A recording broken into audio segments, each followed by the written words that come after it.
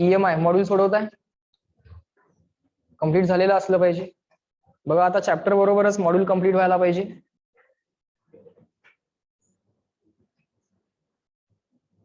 तीन दिवस आहेत तुमच्याकडे, आज उद्या परवा. EMIचं मॉड्यूल आणि EMIचा बोर्ड एक्सरसाइज कम्प्लीट करा. EMIचं मॉड्यूल, EMIचा बोर्ड एक्सरसाइज. आता जरा प्रामाणिकपणे अभ्यासाला लागा. अभ्यासाच्या वेळी अभ्यास करा, तेव्हा मजा मस्ती करायच्या त्यावेळी करा, नाही असं नाही. पण सिरियसली रोज तास दीड तास फिजिक्सचा अभ्यास तुम्हाला कंपल्सरी करावा लागणार आहे. घरी जाऊन एक तास दीड तास तुम्हाला रोज जे काय काम आहे ते करावं लागणार आहे. पहिल्यांदा ते बेसिक काम कम्प्लीट करा आणि मग रिव्हिजन वाला पण काम करा. रिव्हिजन मध्ये आता इलेक्ट्रोस्टॅटिक्स रिवाइज करून दिलेला आहे.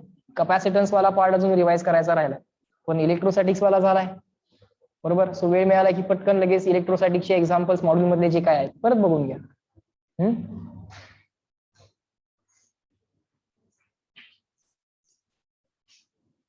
बर. ज्या चॅप्टरची आपण आतुरतेने वाट बघत होतो असा चॅप्टर आता आपण सुरू करतोय. सर आम्ही जर काय वाट बघत नव्हतो, हो ना? नाही होय.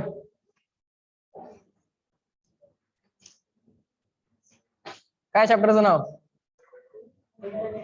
Alternating current. बर. Alternating current. तुम्ही टेस्ला या सायंटिस्टचं नाव ऐकलं असेल, ऐकलंय का? टेस्ला सर ऐकल्यासारखं वाटतंय, मागच्या चॅप्टर मध्ये कुठेतरी ऐकल्यासारखं वाटतंय. निकोला टेस्ला असेल बाबा, काहीतरी नाव असेल. हा. एडिसनचं नाव ऐकलंय का? ऐकलंय. बरोबर.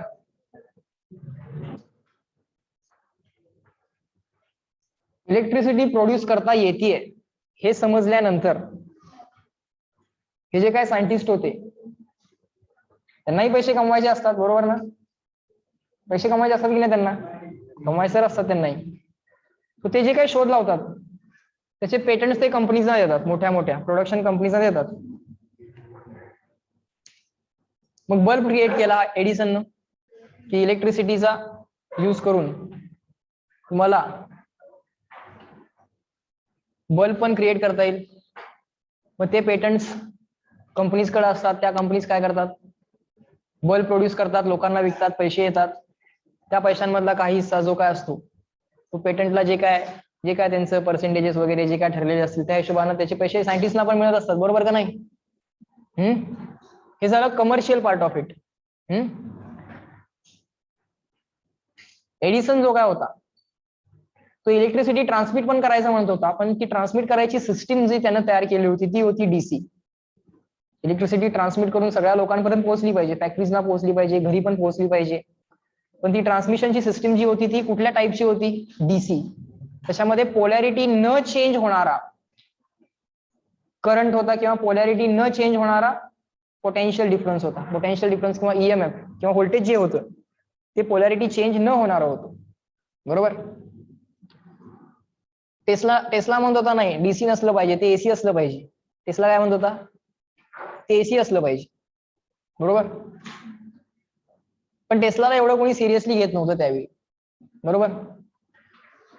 पण फिजिक्स मध्ये गंमत अशी आहे, तुम्ही सिरियसली घ्या नाही तर नाही घ्या, जे खरं आहे ते खरं आहे, जे खोटं आहे ते खोटं आहे. सो एडिसननं बरेच प्रयत्न केले टेस्लाला रॉंग प्रूव्ह करायचं, डीसी जास्त ऍडव्हान्टेजेस आहे हे प्रूव्ह करायचं. एडिसननं बरेच प्रयत्न केले, पण जे खरं आहे ते खरं आहे ना. शेवटी लोकांना ते बदलावं लागलं. मग ती डीसी ट्रान्समिशन सिस्टीम बंद होऊन आज या घडीला at this point of time कुठली सिस्टीम आहे आमच्याकडे? ज्या ट्रान्समिशन केबल्स आहेत कुठली सिस्टीम युज करतात? एसी की डीसी? एसी. जिंकला कोण? टेस्ला. भले टेस्ला गरिबीत मेला असेल एका हॉटेलच्या रूम मध्ये, पण तो जिंकला की नाही? जिंकला. मग फिजिक्स मध्ये गंमत काय आहे? जे खरं आहे ते खरं आहे, तुम्ही त्याला रॉंग प्रूव्ह करू शकत नाही.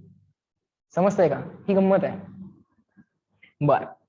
सो ती अल्टरनेटिंग सिस्टीम जी आज आम्ही वापरतो त्यात अल्टरनेटिंग करंट आणि अल्टरनेटिंग व्होल्टेज या काय गोष्टी आहेत? पोलॅरिटी चेंज होणारं व्होल्टेज म्हणजे नक्की काय आहे? बरं ते आपण तयार पण केलंय, AC generator, coil rotating in magnetic field केलं होतं की नाही आपण? रोटेटिंग कॉईल, कॉईल जर रोटेट व्हायला चालू झाली तर कॉईलशी असोसिएटेड फ्लक्स चेंज व्हायला चालू होतात आणि कॉईलमध्ये एक इंड्युस्ड ईएमएफ येतो. त्या इंड्युस्ड ईएमएफची जी काय व्हॅल्यू होती ती कशी आली होती? ती अशी आली होती का बघा? त्या इंड्युस्ड ईएमएफची व्हॅल्यू अशी आली होती, E equal to some E0 sine of omega T, अशी आली होती. एक कॉईल होती rotating in uniform magnetic field. ही कॉईल आम्ही काय करणार आहे? रोटेट करणार आहे युनिफॉर्म मॅग्नेटिक फील्ड मध्ये. अशी या रिजन मध्ये सगळी युनिफॉर्म मॅग्नेटिक फील्ड आहे समजा, आणि ही कॉईल रोटेट व्हायला चालू झाली. या कॉईल मध्ये एक ईएमएफ इंड्यूस होतो, त्याची व्हॅल्यू अशी होती, E0 is the maximum value of the EMF and sine omega T changes with the time. 0 to +1, परत +1 टू 0, परत 0 टू -1, परत -1 टू 0. या E0 ची व्हॅल्यू पण मी सांगितली होती, काय होती? NAB omega. काय होती व्हॅल्यू E0 ची? NAB omega. What is N? बोला, what is N? Number of turns of coil. What is A? Area of the coil. What is B? Magnetic field. What is omega? Angular velocity. What is omega? Angular velocity. Sine omega T तर हे function आहे, तुम्हाला माहिती आहे, it's a mathematical function. साइनची value 0 +1, परत 0 -1 0, म्हणजे साइनची value changes between, और the value of sine changes from -1 to +1. -1 +1 परत -1 परत +1, याच्यामध्ये ती चेंज होत राहणार आहे. सो हा ईएमएफ जो काय आहे, दोन टर्मिनल मध्ये, दोन पॉइंट मधला जो काय ईएमएफ आहे, जो काय पोटेन्शियल डिफरन्स आहे, हा कधी पॉझिटिव्ह आहे कधी निगेटिव्ह आहे. याचा अर्थ काय? ज्या टाइमसाठी हा ईएमएफ पॉझिटिव्ह आहे, म्हणजे 0 पासून T/2 पर्यंत, या टाइमसाठी ईएमएफ कसा आहे? हा पॉझिटिव्ह आहे. मी जर इथं ईएमएफ वर्सेस टाइम ग्राफ जर प्लॉट केला तर हा साईनचा ग्राफ यायला लागलाय. कोइफिशियंट पॉझिटिव्ह आहे म्हणजे प्लस साईनचा ग्राफ. प्लस साईनचा ग्राफ कसा येणार? 0 +1 0 -1 0. जेवढ्या टाइमसाठी हा ईएमएफ पॉझिटिव्ह आहे त्या सायकलला आपण म्हणतो पॉझिटिव्ह हाफ सायकल. काय नाव आहे त्याचं? बोला, पॉझिटिव्ह हाफ सायकल. जेवढ्या टाइमसाठी या ईएमएफ ची व्हॅल्यू निगेटिव्ह आहे त्या रिजनला, त्या सायकलला आपण म्हणतो निगेटिव्ह हाफ सायकल. काय म्हणतो? रिपीट करा, निगेटिव्ह हाफ सायकल. आता ही जी काय पॉझिटिव्ह हाफ सायकल आहे, ड्युरिंग पॉझिटिव्ह हाफ सायकल दोन टर्मिनल्स आहेत.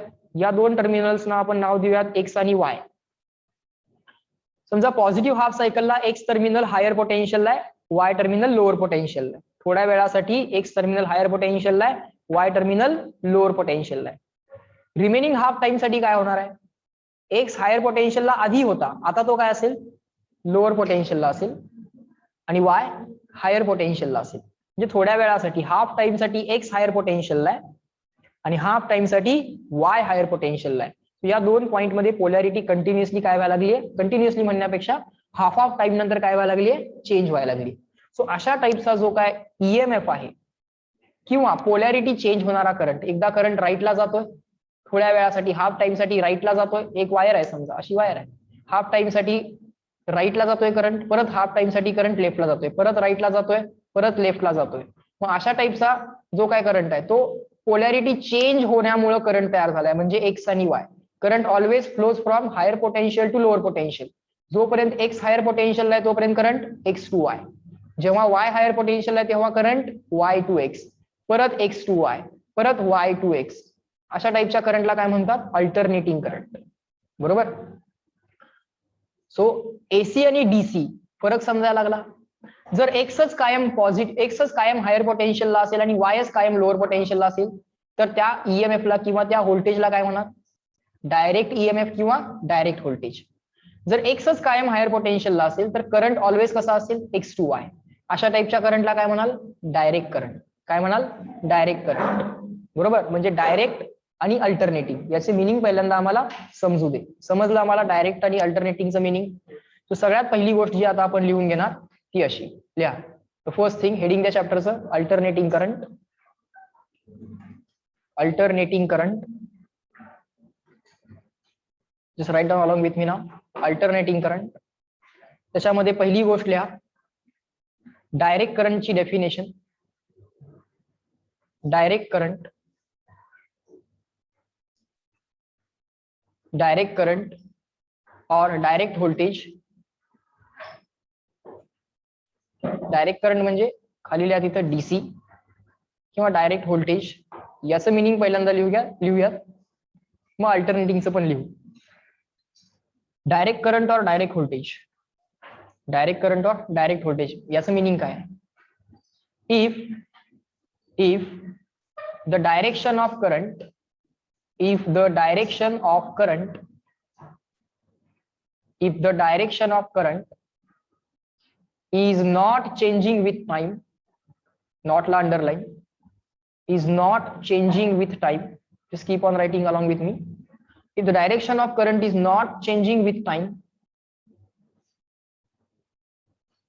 if the direction of current is not changing with time, it is called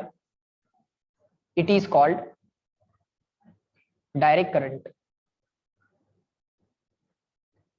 It is called direct current, and the corresponding voltage is called as direct voltage, and the corresponding voltage क्या potential difference is called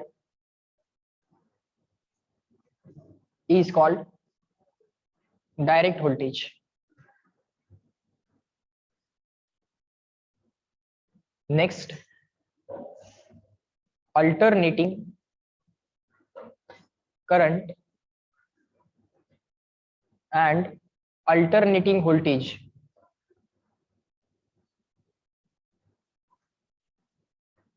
Alternating current and alternating voltage. Alternating current ला तुम्ही AC पण म्हणू शकता.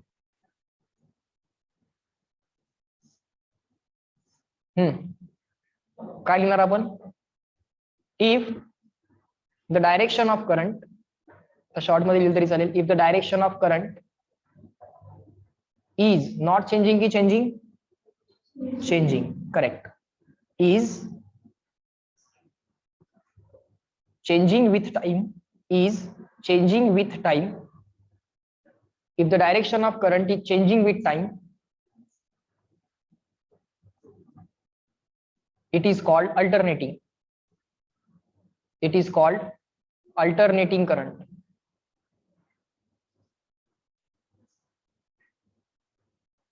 It is called alternating current, and corresponding voltage is called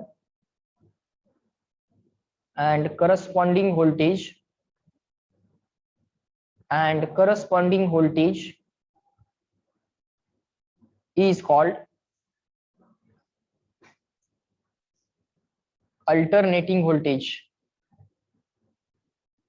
Alternating voltage किंवा alternating EMF काही म्हणा. Alternating voltage or alternating EMF. Okay, झालं इथपर्यंत लक्षात आलं?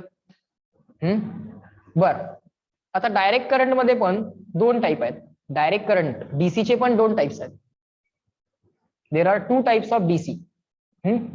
पहिला टाइप आहे कॉन्स्टंट डीसी. डायरेक्शन चेंज होणार नाही हे तर फिक्स आहे, म्हणजे करंट ऑलवेज x2y तर ऑलवेजच x2y, y2x तर ऑलवेजच y2x. ओके, पण त्याच्यामध्ये पण दोन टाइप्स आहेत. सो ते दोन टाइप्स आपण नेक्स्ट स्लाइडला लिहूयात. Write down. Online people please tell me up to this in the chat box, clear and written. झालं का सांगा एव्हरीवन? गुड. झालं. पहिल्यांदा आम्हाला एसी म्हणजे काय, डीसी म्हणजे काय कळू देत, मग एसीचे टाइप्स डीसीचे टाइप्स आपण बघूया. चलो next. Write down. there are two types of DC. DC ला तुम्ही दोन टाइप मध्ये कॅटेगराइज करू शकता. Two types of DC. Number one steady. Number one आहे स्टेडी डीसी. स्टेडी म्हणजेच कॉन्स्टंट. स्टेडी म्हणजेच कॉन्स्टंट डीसी. डीसी म्हणजे डायरेक्शन तर चेंज होणार नाहीये. करंट पॉझिटिव्ह तर ऑलवेजच पॉझिटिव्ह, तो निगेटिव्ह होणार नाही. तो x2y तर ऑलवेजच x2y. सो अशा टाइपच्या करंटचा जर मी ग्राफ प्लॉट करायचं ठरवलं तर तो ग्राफ टाइम नुसार असा येतो. With respect to time the graph of steady DC, constant DC, the graph shall look like this. There is a current on the y-axis and time on the x-axis. So for any value of time, current is positive. Current positive म्हणजे त्याची direction always x to y, direction change होत नाहीये आणि त्याची value पण fix आहे. So it is a straight line parallel to time axis. It is a straight line parallel to time axis. Its value will be some value, some constant value that will be fix. अशा टाइपच्या करंटला म्हणतात steady DC, constant DC. काय म्हणतात? Steady DC और constant DC.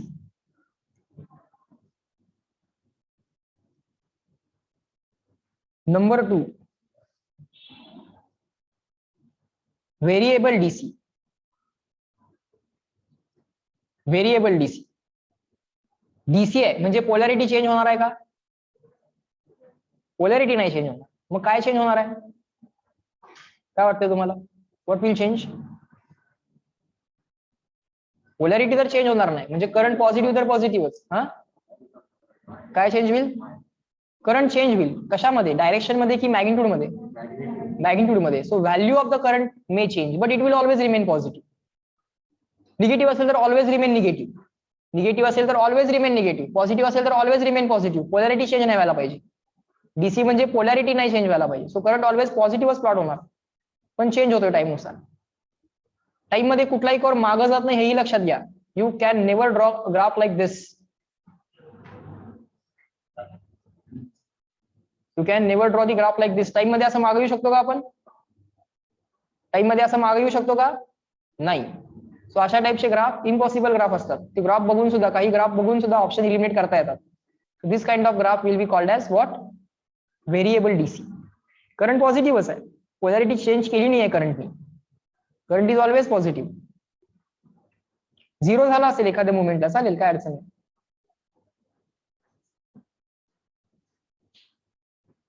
This is variable DC. This is variable DC. या variable DC मध्ये एक सब पॉइंट करता येत. सेपरेट करायचं कारण नाहीये, त्यांनी सेपरेट केलंय. त्यांनी सेपरेट वगैरे केलं नाहीये, त्यांनी फक्त डायग्राम दाखवलात बऱ्याच. या व्हेरिएबल डीसी मध्ये पिरियॉडिक डीसी पण करता येतो. पिरियॉडिक टाइम नुसार तीच व्हॅल्यू यायला पाहिजे करंटची. After certain interval of time करंटची व्हॅल्यू रिपीट व्हायला पाहिजे. So periodic DC. Periodic DC after certain time the current should get same value once again. After every given time interval the value of current shall repeat. So त्याला periodic म्हणायचं, periodic function of time. पण polarity change होऊन चालणार नाही, कारण तो DC आहे. Because it is DC. So let's say एखादा असा साइन कर्व आहे, बरोबर का? After certain time interval the value of current will always repeat. बोला yes no? Value of current will always repeat. हीच व्हॅल्यू परत इथे येते ना, हीच व्हॅल्यू परत इथे येणार आहे. इथं जी व्हॅल्यू आहे ती after time equal to capital T, तीच व्हॅल्यू इथं परत करंटची येणार आहे. So after certain time the value of current will be repeated. The value of current will be repeated. अशा टाइपच्या डीसीला म्हणतात पिरियॉडिक डीसी. हा पॉईंट झिरोला टच झाला तर चालेल, काय अडचण नाही. ग्राफ झिरोला टच झाला तर चालेल, पण निगेटिव्ह मध्ये जाऊन चालणार आहे का? नाही, कारण करंटची डायरेक्शन नाही बदलली पाहिजे. करंट पॉझिटिव्ह आहे तर पॉझिटिव्ह. एक्स टू वाय वाला करंट आपण पॉझिटिव्ह म्हणू, वाय टू एक्स वाला करंट आपण निगेटिव्ह म्हणू. Such kind of graphs you can draw for the periodic DC. हा व्हेरिएबल डीसीच आहे. मला सांगा व्हॅल्यू सेम आहे का? व्हॅल्यू टाइम नुसार चेंज होतीये. So it is a type of variable DC. It is a type of variable DC. फक्त कसं आहे, त्याच्यामध्ये तो सर्टन टाइम नंतर रिपीट होतोय. हा काय रिपीट होतोय का? हा रिपीट होत नाहीये, बरोबर. व्हेरिएबल डीसीचं आणखीन एखादं एक्झाम्पल त्यांनी जे काय दिलंय ते असं दिलंय: टाइम नुसार डिक्रीज होत जाणारा करंट. करंट ऑलवेज पॉझिटिव्ह आहे, म्हणजे पोलॅरिटी चेंज झाली आहे का? पोलॅरिटी तर चेंज नाही झाली. हा पण व्हेरिएबल डीसीच आहे. हा पण व्हेरिएबल डीसीच आहे. हा पण व्हेरिएबल डीसीच आहे. फक्त याचं आणखीन एक नाव आहे, हा टाइम नुसार रिपीट होतोय म्हणून हा पिरियॉडिक डीसी. आता हा कंटिन्युअसली डिक्रीज होत चाललाय, हा पण डीसीच आहे. टाइम नुसार तो डिक्रीज होतोय. निगेटिव्ह झालाय का? नाही. So this is a variable DC. हा पण व्हेरिएबल डीसी आहे, हा पण व्हेरिएबल डीसी आहे. हा काय आहे? हा पण डीसीच आहे. हा व्हेरिएबल डीसी नाही आहे. पण हा कुठला डीसी आहे? स्टेडी डीसी किंवा कॉन्स्टंट डीसी. स्टेडी डीसी किंवा constant DC. So steady current म्हणजे काय असतं? कॉन्स्टंट करंट, जो डायरेक्शन मध्ये पण सेम आहे आणि व्हॅल्यू मध्ये पण सेम आहे. Up to this online people reply me in chat box, clear and written. झालं का बघा?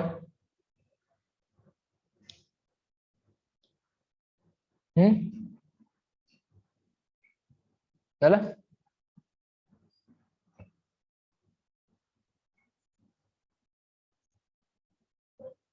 पुढे. बर, आता बघूयात एसी. एसी बघा, एसी काय असेल बघा, एसी कसा असेल बघा. एसीच्या काही वेवफॉर्म्स काढूयात. एसीच्या काही वेवफॉर्म्स काढूयात. Waveforms for periodic AC. बर, वेवफॉर्म्स फॉर पिरियॉडिक एसी. आता हे काय आहे व्यवस्थित समजून घ्या. पिरियॉडिक एसी म्हणजे काय? या टाइम नुसार व्हॅल्यू रिपीट व्हायला पाहिजे. तीच व्हॅल्यू करंटची after definite interval of time repeat व्हायलाच पाहिजे, म्हणजे पिरियॉडिक. म्हणजे साइन फंक्शन चालेल, कॉस फंक्शन चालेल, ट्रायंग्युलर वेवफॉर्म चालेल, स्क्वेअर वेवफॉर्म चालेल. पहिल्यांदा साइन वेवफॉर्म ड्रॉ करूया, कारण त्याच्याशी तुम्ही फेमिलियर आहात. हा करंट जो आहे हा पॉझिटिव्ह आणि निगेटिव्ह दोन्ही होईल. थोड्या वेळासाठी तो पॉझिटिव्ह राहील, थोड्या वेळासाठी निगेटिव्ह राहील, थोड्या वेळासाठी पॉझिटिव्ह राहिला, परत हाफ टाइम साठी तो निगेटिव्ह. आता परत याच सगळ्या करंटच्या व्हॅल्यूज परत रिपीट होतील बघा. याच सगळ्या करंटच्या व्हॅल्यूज रिपीट झाल्या. आता याच सगळ्या करंटच्या व्हॅल्यूज रिपीट झाल्या. So after definite interval of time the values of current are going to be repeated. हीच +5 ची व्हॅल्यू परत इथं +5 येणार. ही परत लेट्स से इथली +5 ची व्हॅल्यू इथं परत रिपीट होणार. समजतंय का? हा पिरियड घेऊ नका, हा पिरियड घेऊ नका. +5 to +5 हा पिरियड घेऊ नका, कारण हा पिरियड आणि मग हा पिरियड वेगवेगळा येईल. समजतंय का? त्यामुळे याला पिरियड म्हणायचं आहे. कशाला 1 पिरियड म्हणायचंय कळतंय का? +5 to +5 असं नाही चालणार. या +5 to +5 नाही, इथली +5 आणि इथली +5 व्हॅल्यू, याला एक पिरियड म्हणा. याला एक पिरियड म्हणा. ही व्हॅल्यू टू ही व्हॅल्यू, किंवा crest to crest, crest to crest, किंवा ट्रफ टू ट्रफ, हा तुमचा एक पिरियड असेल. ट्रफ टू ट्रफ पण तुम्ही एक पिरियड घेऊ शकता. या व्हॅल्यूला रिपीट इथं करायचं आहे. बोला येस नो, इथं रिपीट करायचं आहे का? या व्हॅल्यूला इथं रिपीट करायचं आहे का? नाही, इथं रिपीट होईल ती. समजतंय का? हा टाइम घ्या. एसीचा जो तुम्ही पिरियड घेताय तो कसा घ्यायचा आहे बघा. हे आपण ऑलरेडी ऑसिलेशन्स मध्ये बऱ्याच वेळा केलं होतं. याला in phase high. Okay, so अशा टाइपचा एसी जो थोड्या वेळासाठी पॉझिटिव्ह आहे, थोड्या वेळासाठी करंट निगेटिव्ह आहे, थोड्या वेळासाठी करंट पॉझिटिव्ह आहे, थोड्या वेळासाठी करंट निगेटिव्ह आहे, हा आहे पिरियॉडिक एसी. याला तुम्ही काय म्हणणार आहात? Sinusoidal waveform. स्पेलिंग फारसं मॅटर करत नाही, काळजी करू नका. लक्षात नाही आलं तरी लिहा.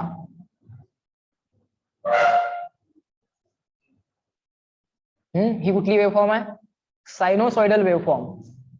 कुठली वेवफॉर्म आहे? सायनोसॉइडल वेवफॉर्म, की म्हणजेच साइन किंवा कॉस कर्व. याचाच अर्थ आहे साइन और कॉस कर्व. हे पिरियॉडिक एसी असतात. साइन किंवा कॉस कर्व काय असतात? बोला. पिरियॉडिक एसी असतात. स्क्वेअर वेवफॉर्म पण ड्रॉ करू शकतो आपण. We can also draw the square waveform. Square waveform इथे ड्रॉ करून दाखवतो. थोड्या वेळासाठी पॉझिटिव्ह, थोड्या वेळासाठी negative. For some time value of current will be positive और value of EMF will be positive. करंटच असला पाहिजे असं काही नाही, ईएमएफ पण असू शकतो. करंट असेल किंवा ईएमएफ असेल, करंट असेल किंवा ईएमएफ असेल. थोड्या वेळासाठी लेट्स से +5 कॉन्स्टंट आहे, +5, पण अचानकपणे -5, +5 अचानकपणे -5. पोलॅरिटी चेंज झाली की झाली नाही? झाली. सडन चेंज इन करंट झाला बघा. Sudden change in direction. परत +5, सडन चेंज, परत थोड्या वेळासाठी +5, परत थोड्या वेळासाठी -5, परत थोड्या वेळासाठी +5, परत थोड्या वेळासाठी -5. त्याला म्हणायचं स्क्वेअर वेवफॉर्म. काय म्हणायचं? Square waveform. पण ही पण एसीच आहे. ही डीसी आहे का? स्टेडी डीसी आहे का? स्टेडी डीसी आहे का? नाही. थोड्या वेळासाठी पॉझिटिव्ह आहे, परत निगेटिव्ह आहे ना. पोलॅरिटी चेंज होते. करंटची जर पोलॅरिटी चेंज होत असेल तर इथं विषय संपतो. If the polarity of current is changing it means that it is AC. तो एसी. जरा इथपर्यंत ड्रॉ करू. पेन्सिल वगैरे काय वापरत बसू नका, पेनाने लिहा, वेळ घालवू नका त्याच्यात.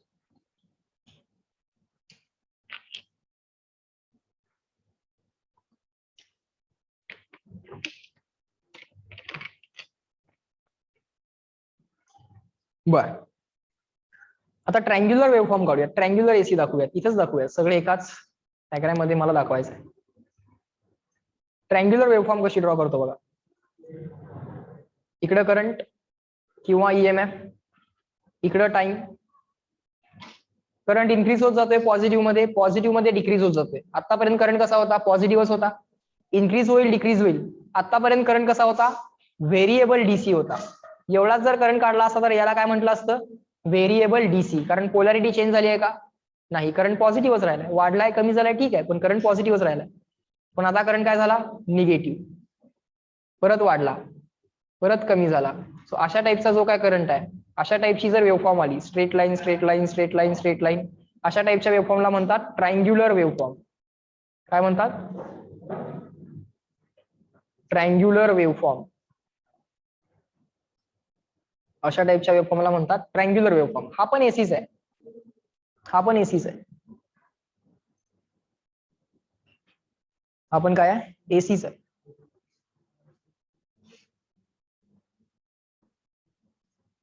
अजून एक टाइप ऑफ एसी ची वेव्हफॉर्म ड्रॉ करून दाखवतो. बरेच टाइप्स ऑफ एसी आम्हाला मिळू शकतात. तुम्हाला याला स्क्वेअर वेव्हफॉर्म म्हणायचं असेल स्क्वेअर म्हणा, रेक्टँगल ज्यांना म्हणायचं त्यांनी रेक्टँगल म्हणा, काही अडचण नाही. जनरली आम्ही त्याला स्क्वेअर वेव्हफॉर्म म्हणतो. याला ट्रँग्युलर वेव्हफॉर्म म्हणतो. अजून एक टाइप ऑफ एसी ची वेव्हफॉर्म तुम्हाला दाखवतो नेक्स्ट स्लाइड वरती. Up to this online people reply me in the chat box, clear and written.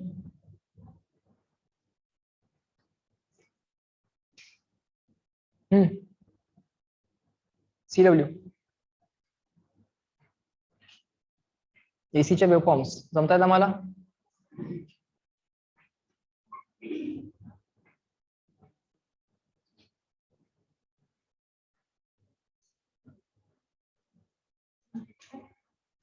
Next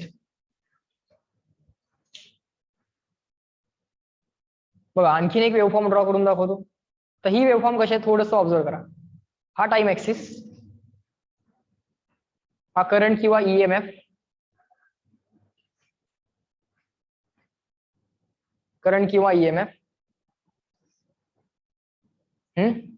waveform कशी आहे बघा, इन्क्रीज होत गेली, सडनली निगेटिव्ह, परत इन्क्रीज होत गेली, सडनली निगेटिव्ह, परत इन्क्रीज होत गेली.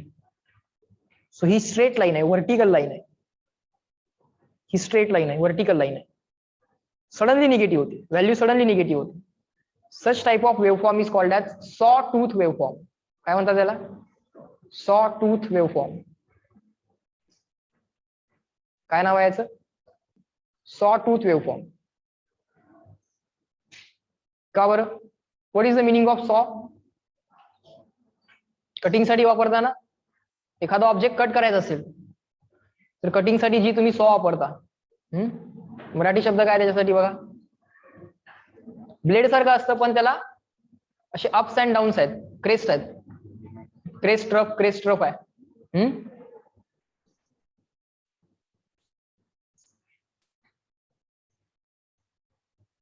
sawtooth. Such type of waveform will be called as sawtooth waveform. AC आहे की DC आहे? AC. करंट थोड्या वेळासाठी पॉझिटिव्ह आहे, थोड्या वेळासाठी निगेटिव्ह आहे, परत पॉझिटिव्ह आहे, परत थोड्या वेळासाठी निगेटिव्ह आहे, या टाइम साठी निगेटिव्ह आहे, परत पॉझिटिव्ह आहे. ओके, याचा वन पिरियड एवढा असेल बघा, याचा वन पिरियड एवढा असेल, इथपासून इथपर्यंत वन पिरियड. कॅपिटल टी पण दाखवू शकतो, काय अडचण. पहिल्यांदा एसी डीसी वेव्हफॉर्म्स ओळखता येऊ देत. फ्रिक्वेन्सी 1 अपॉन टाइम पिरियड करून काढता येईल. अशा टाईपचा जो काय करंट किंवा ईएमएफ असेल साइन वाला, त्याचं इक्वेशन काय असणार आहे? त्याचं इक्वेशन असणार आहे current equal to I0 sine omega T, आणि ईएमएफ असेल तर ईएमएफ चे इक्वेशन असणार आहे E equal to E0 sine omega T. तो बघायचं इथं साइन कर्व आहे की कॉस कर्व आहे, अकॉर्डिंगली साइन ओमेगा टी किंवा कॉस ओमेगा टी लिहायचं. I0 म्हणजे मॅक्सिमम पॉझिटिव्ह व्हॅल्यू किंवा मॅक्सिमम निगेटिव्ह व्हॅल्यू. इथं I0 असेल किंवा E0 असेल, इथं मायनस I0 असेल किंवा मायनस E0 असेल. ओके, या व्हॅल्यूज पण हे पण तिथे ऍड करून घ्या. अशा टाईपचा जो एसी आहे, जो बेसिकली आपल्याला या चॅप्टर मध्ये स्टडी करायचा आहे. आपण जो स्टडी करणार I equal to I0 sine omega t चा आणि E equal to E0 sine omega t चा आपण स्टडी करणार.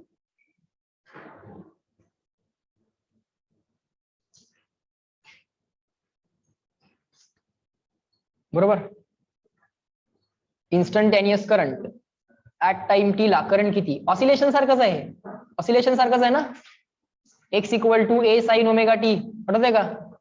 X equal to a sine omega t, याला तुम्ही अँप्लिट्यूड ऑफ करंट असं म्हणा. जसं अँप्लिट्यूड ऑफ डिस्प्लेसमेंट असतं तसं हा काय अँप्लिट्यूड ऑफ करंट, हा काय amplitude of EMF. Maximum value of EMF म्हणजे amplitude of EMF. Maximum value of current म्हणजे अँप्लिट्यूड ऑफ करंट. ऑसिलेशन सारखंच आहे. बऱ्यापैकी ट्रीटमेंट द्यायला तुम्ही ऑसिलेशन सारखी देऊ शकता, काही अडचण नाही. बर, आता एखादी वेवफॉर्म जर आम्हाला दिली असेल तर त्या वेवफॉर्म नुसार, त्या वेवफॉर्म कडे बघून आम्हाला कळतंय की ही वेवफॉर्म स्टेडी डीसी आहे म्हणजे कॉन्स्टंट डीसी आहे, की व्हेरिएबल डीसी आहे, की एसी आहे. बरोबर. मग एखाद्या वेवफॉर्मची ऍव्हरेज व्हॅल्यू सांगता यायला पाहिजे. आता जर करंट कॉन्स्टंटच असेल तर तीच व्हॅल्यू त्याची ऍव्हरेज असते, लक्षात घ्या. एखादी व्हॅल्यू जर कॉन्स्टंट असेल तर तीच व्हॅल्यू त्याची ऍव्हरेज असते. पण एखादी व्हॅल्यू जर व्हेरिएबल असेल, मग व्हेरिएबल डीसी असू दे नाहीतर व्हेरिएबल एसी असू दे किंवा एसी असू दे, व्हेरिएबल डीसी असू दे किंवा एसी असू दे, त्याची जर ऍव्हरेज व्हॅल्यू काढायची म्हटलं, त्याची जर ऍव्हरेज व्हॅल्यू काढायची म्हटलं तर काहीतरी फॉर्म्युला पाहिजे आमच्याकडे, काहीतरी मॅथमॅटिकल फॉर्म्युला पाहिजे ऍव्हरेज व्हॅल्यू सांगायला. बरोबर. सो नेक्स्ट हेडिंग द्या ऍव्हरेज व्हॅल्यू. करंटची ऍव्हरेज व्हॅल्यू काढायची आहे किंवा व्होल्टेजची ऍव्हरेज व्हॅल्यू काढायची आहे. सो लिहा average value. Right down average value. बर, जनरल डेफिनेशन काय आहे? तुम्हाला काही व्हॅल्यूज दिल्यात, समजा y1, y2, y3 and so on up to yn अशा व्हॅल्यूज दिल्यात. तर या y ची ऍव्हरेज व्हॅल्यू काय आहे? y ऍक्सिस वरती क्वांटिटी आपण जनरली प्लॉट करतो म्हणून y घेतले. त्याची ऍव्हरेज व्हॅल्यू काय आहे ना, बोला. y1 correct plus y2 so on up to yn divided by असे किती लोक होते? असे n लोक होती. बरोबर. डिवाइडेड बाय n असं ऍव्हरेज व्हॅल्यू काढता आली असती. पण ही ऍव्हरेज व्हॅल्यू केव्हा काढता येते? जेव्हा डिस्क्रीट नंबर्स आहेत. एक नंबर दिलाय, दुसरा दिलाय, तिसरा दिलाय, चौथा दिलाय. For discrete values you can do this, but for continuous values, continuous value आहेत, 1 पासून 2 पर्यंत कंटिन्युअस व्हॅल्यू आहेत. करंटची व्हॅल्यू 1 पासून 2 पर्यंत कंटिन्युअस व्हॅल्यू आहे अशी करंटची. What is the average value of this? एकदा 1 आहे, एकदा 1.1 आहे, एकदा 1.3 आहे, एकदा 1.4 आहे. 1.1 आणि 1.2 च्या मधल्या पण सगळ्या व्हॅल्यूज आहेत की नाहीत? 1.1 1.5 च्या मधल्या सगळ्या व्हॅल्यूज आहेत. 1.1 1.2 च्या सगळ्या मधल्या व्हॅल्यूज आहेत. सो करंटच्या थाउजंड्स ऑफ व्हॅल्यू आहेत. काय करणार आहे मग? डिवाइड बाय काय करता येईल का? नाही. मग अशा केसमध्ये काय करतात, एखाद्या फंक्शनची जर ऍव्हरेज व्हॅल्यू पाहिजे असेल, हे केव्हा करता येतं? हे केव्हा करता येतं? For discrete numbers. लिहा फॉर डिस्क्रीट व्हॅल्यूज. हे डिस्क्रीट व्हॅल्यूज साठी सेपरेट सेपरेट व्हॅल्यूज जर आम्हाला दिल्या असतील तर, डिस्क्रीट म्हणजे काय? Separate separate values.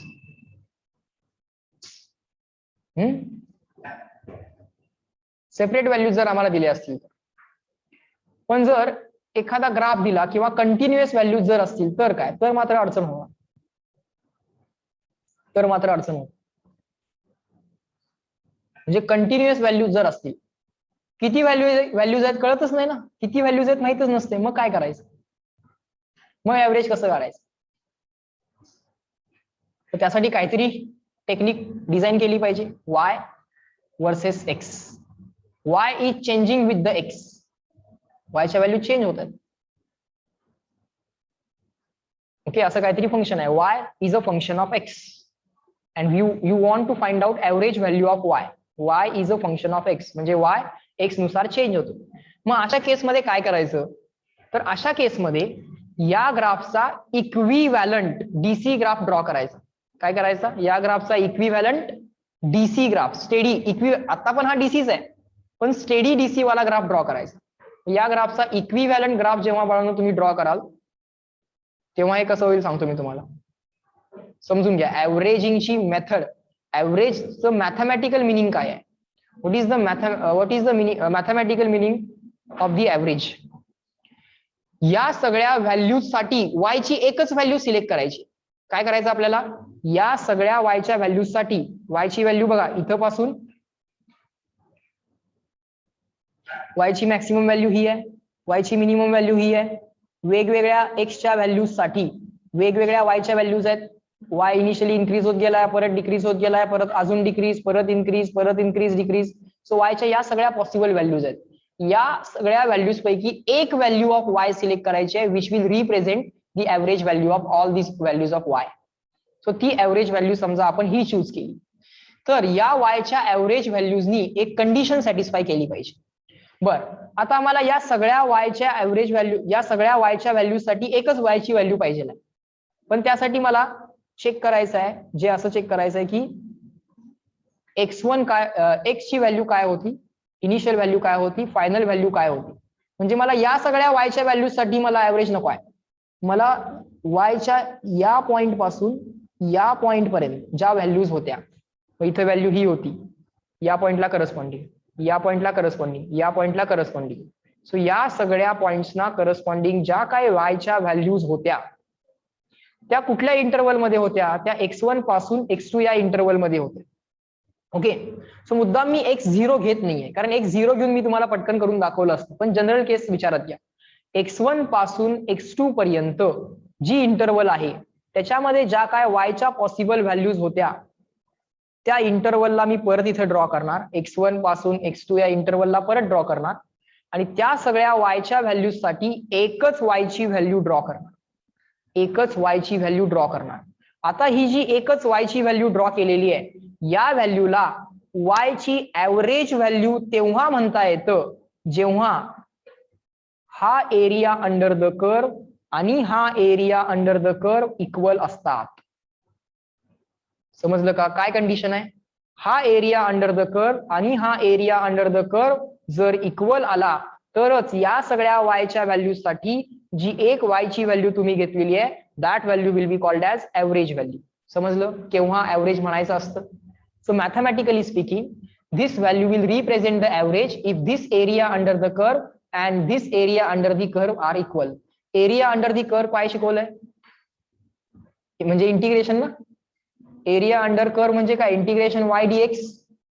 Area under curve, इकडचा एरिया अंडर कर्व काय आहे, integration y dx.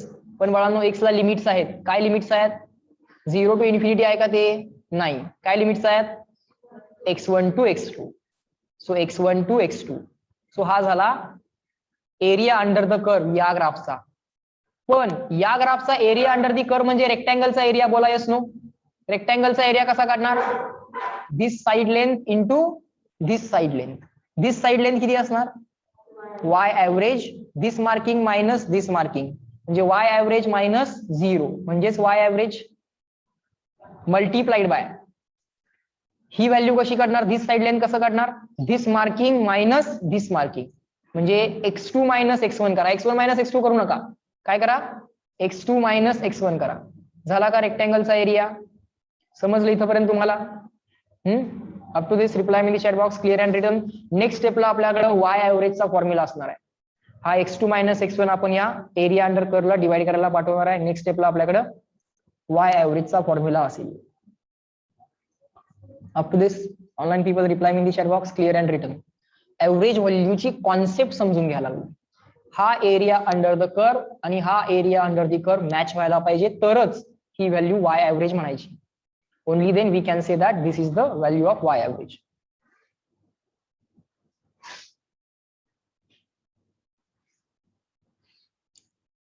Everyone replying in the chat box, online people. लिहून झाले की सांगा.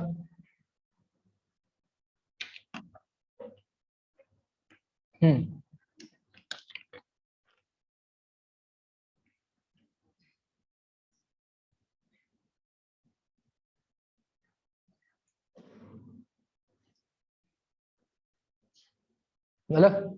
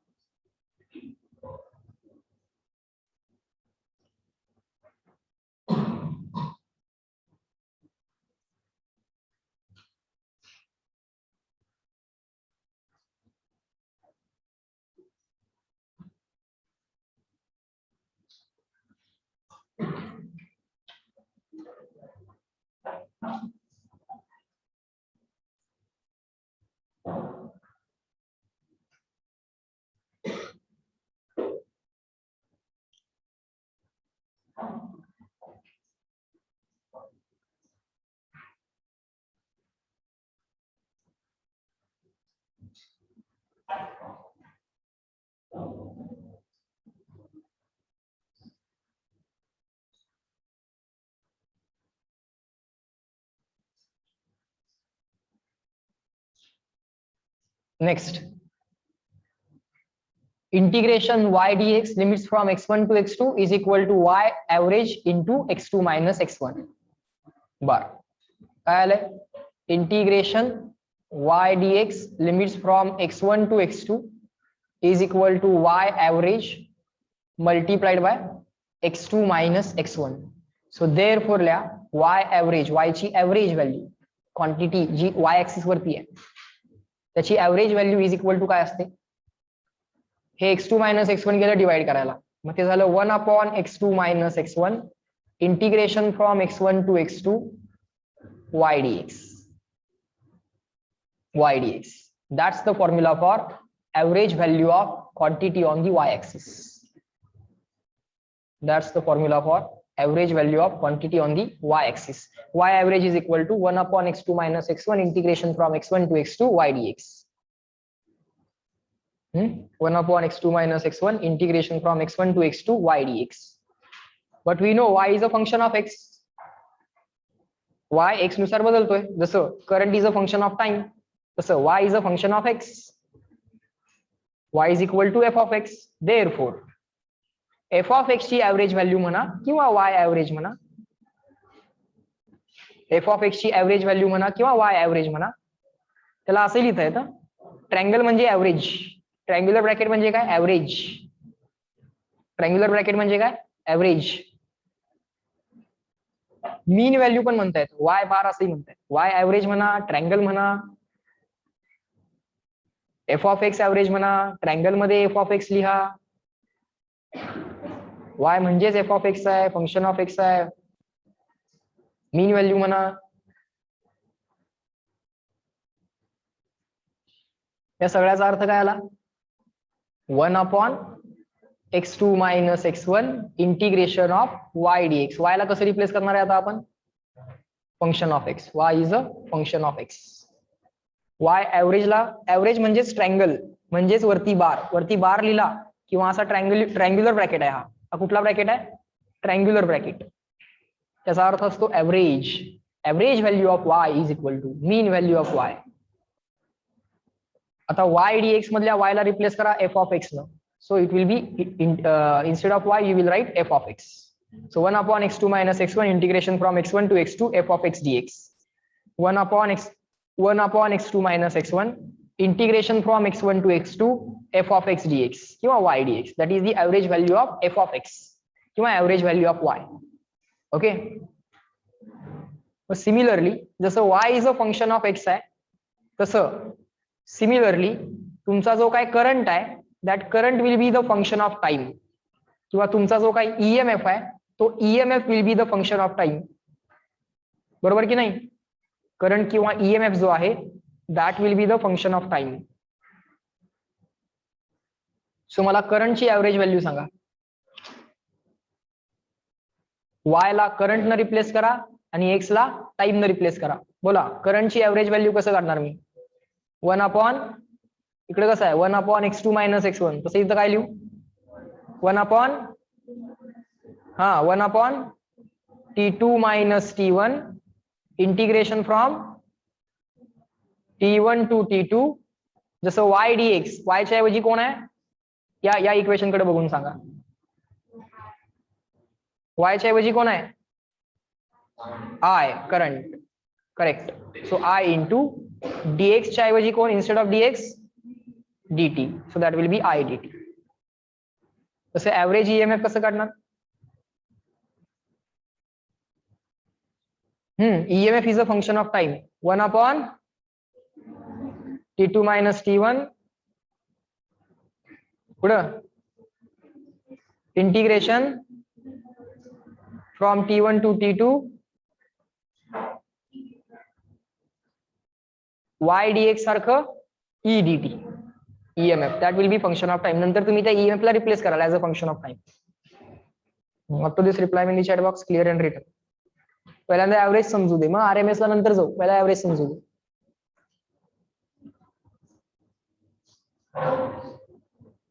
कायनेटिक थिअरी ऑफ गॅसेस मध्ये आपण ऍव्हरेज आरएमएस बघितलं होतं, आठवतंय का? KTG c RMS average speed c average काढला होता, ऍव्हरेज स्पीड काढला होता, आरएमएस स्पीड काढला होता.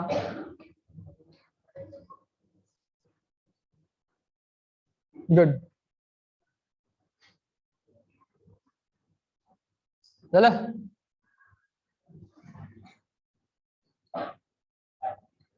बर आता बघा एक्झाम्पल नंबर 1 म्हणा.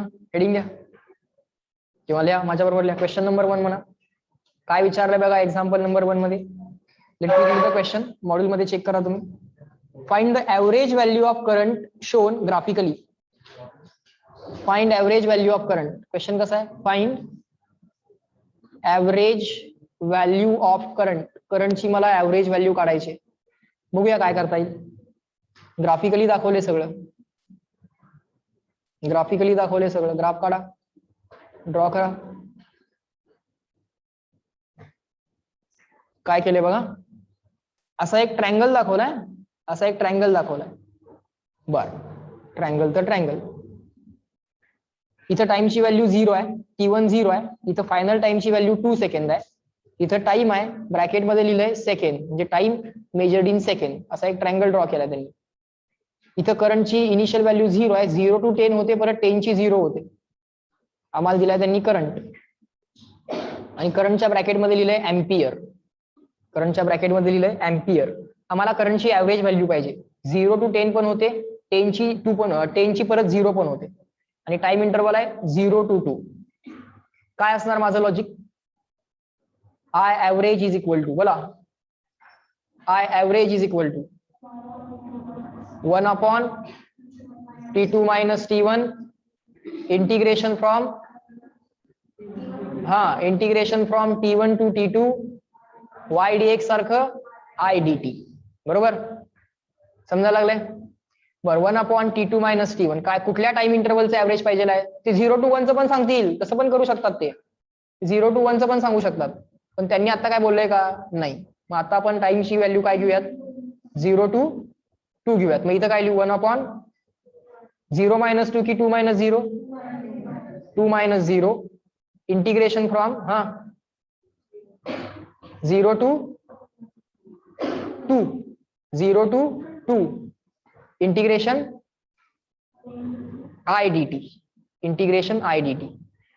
पण तुम्ही याला जर नीट बघितलं, 0 to 2 integration I dt, 0 to 2 integration I dt, 0 to 2 बघा इकडे समोर लक्ष द्या, 0 to 2 इंटिग्रेशन I dt म्हणजे हा एरिया अंडर दी कर्व. बोला येस नो, बरोबर की नाही? मग हे इंटिग्रेशन सॉल्व्ह करत बसण्यापेक्षा म्हणजे करंटला as a function of time, म्हणजे या लाईनचं इक्वेशन काढा, 0 to 1 इंटिग्रेशन करा, परत या लाईनचं इक्वेशन काढा, 1 to 2 इंटिग्रेशन करा. एवढं करत बसण्यापेक्षा या ट्रायंगलचा एरिया काढूया की जॉमेट्रिकली. का अल्जेब्रा करायचा आहे? करंट काढायचा आहे का as a function of time? y as a function of x या स्ट्रेट लाईनचं इक्वेशन लिहावं लागेल. 0 to 1 इंटिग्रेशन करावं लागेल. हे 0 to 2 इंटिग्रेशन जे आहे ते दोन पार्ट मध्ये स्प्लिट करावं लागेल.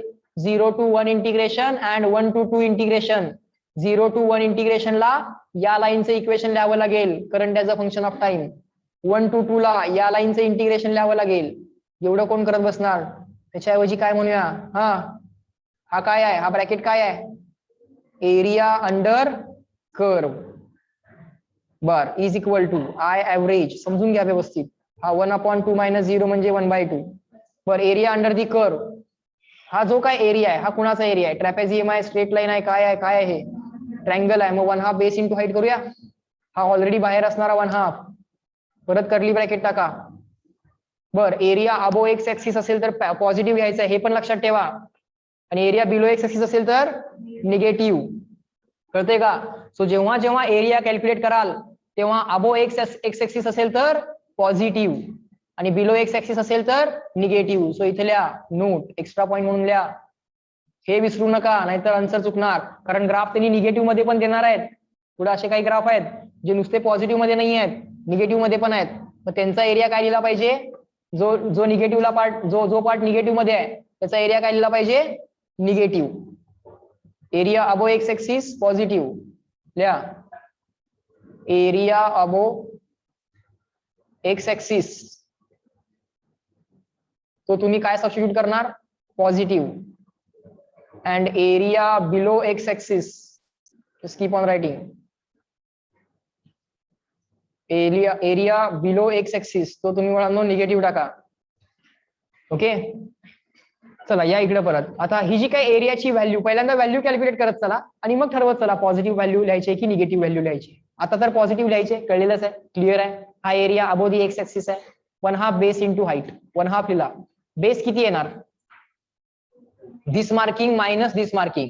ते मार्किंग मध्ये लक्षात ठेवा. आता 0 आहे म्हणून ठीक आहे, डायरेक्टली 2 सांगताय. पण हाच ट्रायंगल जर शिफ्ट केला आम्ही आणि थोडासा पुढे ड्रॉ केला तर तसं पण होऊ शकेल ना.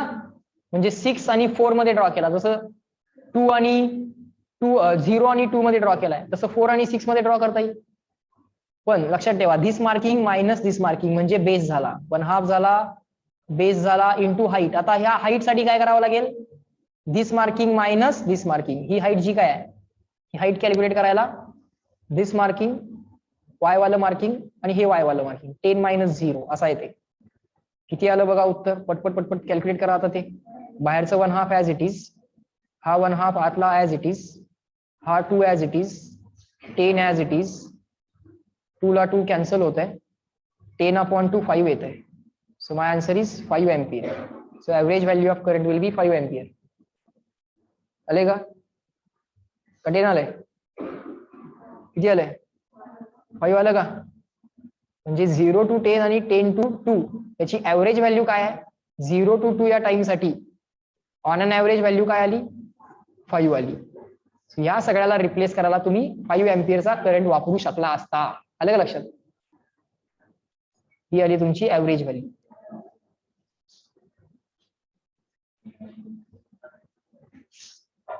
असं नाही मधलीच व्हॅल्यू येते, 0 आणि 10च्या मधलीच व्हॅल्यू येते असं काय नाही. तो ट्रायंगल आता बऱ्यापैकी सिमेट्रिक आहे म्हणून. नसेल तर ट्रायंगल सिमेट्रिक नसेल तर एक्झॅक्टली मिडलची व्हॅल्यू नाही येणार. आता आली आहे ठीक आहे, इथं काही ड्रॉ करत बसायला नको आपण. ठीक आहे, समजला पहिला क्वेश्चन, लक्षात आला. Online people tell me up to this clear and written. Let's move on to next question.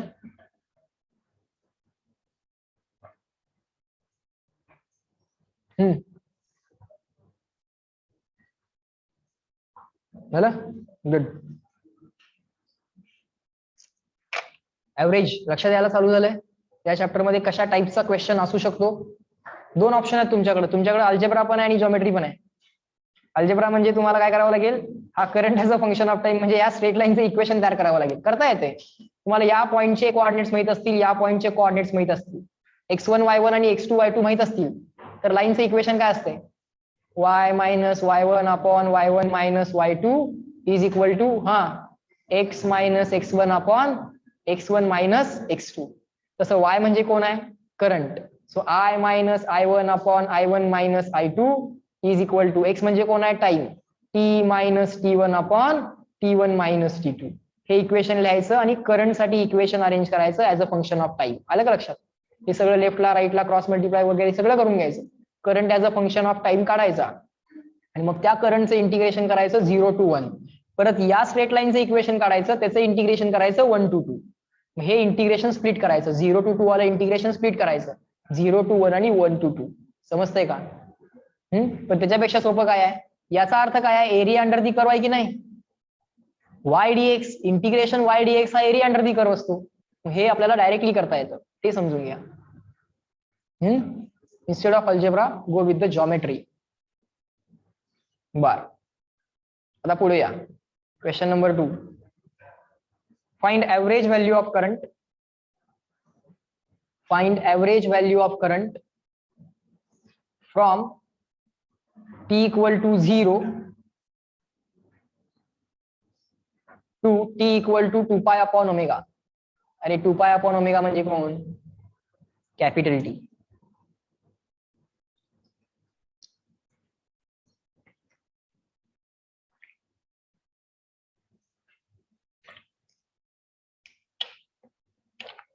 आणि आता त्यांनी आम्हाला ग्राफ वगैरे काही ड्रॉ करून नाही दिला, म्हणजे आता ग्राफिकल मेथड चालणार नाही असं दिसतंय. बर, तरी पण ग्राफिकल जितकी यूज करता येईल तितकी यूज करा. करंट काय दिलाय आम्हाला? असं दिलाय, current I is given as I max sign omega T. आपण याला I0 म्हणतोय ना, त्यांनी I max IM, M म्हणजे मॅक्स, IM म्हणजे काय? I max maximum current. IM म्हणजे काय? I max. त्याला आपण काय म्हणतोय? I0 म्हणतोय. तुम्हाला जो सिम्बॉल वापरायचा तो वापरा, काही अडचण नाही. ओव्हर 1 सायकल हा साइन कर्व आहे आणि ह्या साइन कर्वची आम्हाला ऍव्हरेज व्हॅल्यू पाहिजे आहे. ठीक आहे, बघूया. ओव्हर 1 सायकल ना, 0 to t म्हटलंय, म्हणजे ओव्हर किती सायकल?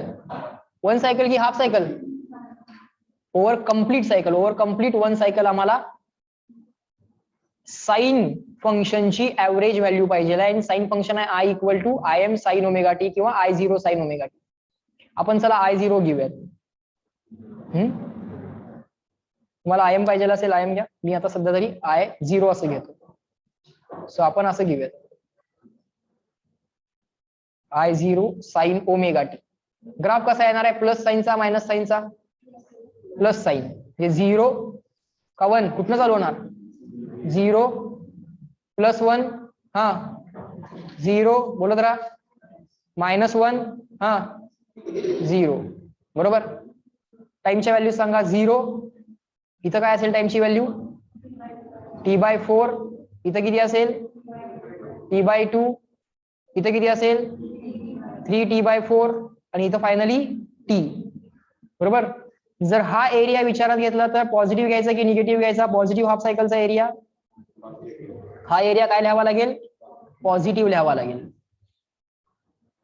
आणि जेव्हा हा एरिया लिहायची वेळ येईल तेव्हा हा एरिया काय लिहावा लागेल?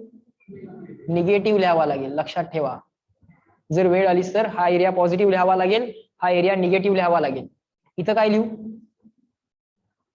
इथं तर करंट, इथं काय लिहू? Maximum value of current. Positive maximum value किती आहे? Plus I0. Negative maximum value of current किती आहे? Minus I0. बर. आणि ऍव्हरेज जे पाहिजे आहे ते 0 to t/2 पाहिजे आहे, t/2 to t पाहिजे आहे की 0 to t पाहिजे? 0 to t पाहिजे आहे, म्हणजे over 1 cycle. Okay. So basically आम्हाला काय विचारलं या क्वेश्चन मध्ये? वी आर आस्क्ड